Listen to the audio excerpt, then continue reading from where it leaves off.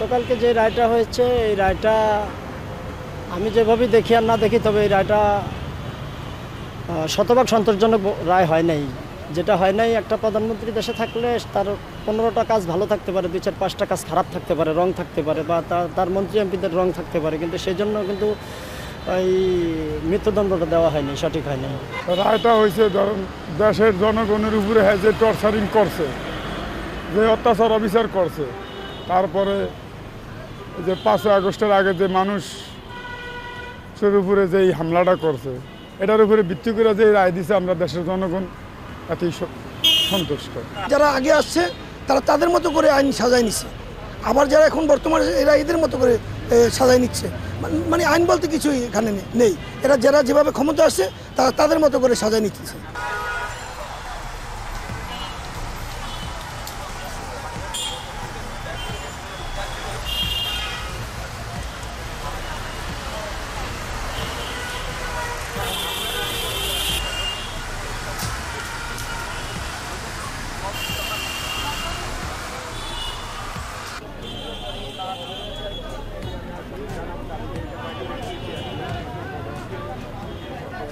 শহরের পরিস্থিতি একেবারেই স্বাভাবিক রয়েছে। আপনারা জানেন কার্যক্রম নিষিদ্ধ একটা সংগঠন, তারা নানাভাবে বিচ্ছিন্নভাবে ককটেল বিস্ফোরণ, যানবাহনে অগ্নিসংযোগের মাধ্যমে জনমনে আতঙ্ক সৃষ্টি করার চেষ্টা করেছে।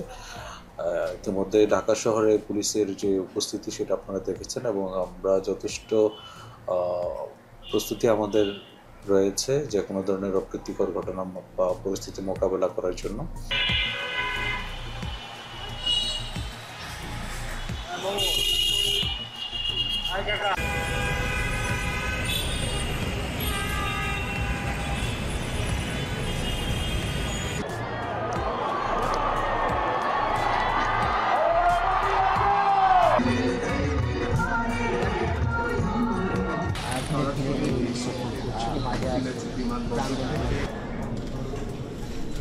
One 680